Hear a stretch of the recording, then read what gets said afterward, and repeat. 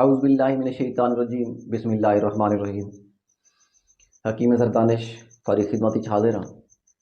आज का मेरा टॉपिक है टाइमिंग के हवाले नाल कि आया कि मर्द की टाइमिंग कितनी होनी चाहिए। दोस्तों, एक सेहतमंद तंदुरुस्त मर्द की टाइमिंग 2.5 तो 3 मिनट होनी चाहिए।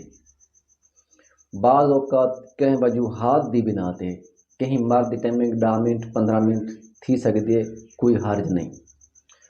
और तुसा अगर कोई करीम ला के अपनी टाइमिंग बढ़ाना चाहते हो तो सरासर नुकसान है, क्योंकि तुसा तो तभी खांदे नहीं से पे असा लेंदे पे हैं सारे गुर्दे खराब ना थीजन दोस्तों, क्योंकि किडनी अपना वर्क करेंदे खड़े होने, गुर्दे अपना वर्क करेंदे खड़े होने।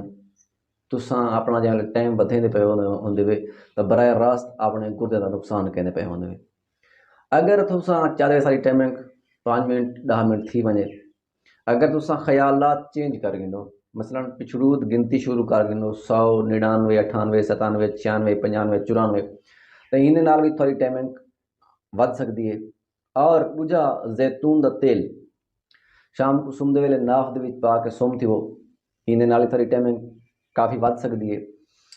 और एक कम की गल कमाल का नुस्खा है, तुसा जैतून का तेल गिन के नफ्स दी सारी साइडां खुशबा नहीं छोड़ना, सिरा नहीं छोड़ना, मुकम्मल लोग तर कर देने 10 तो 15 दिन मारा चंगी मालिश करनी है।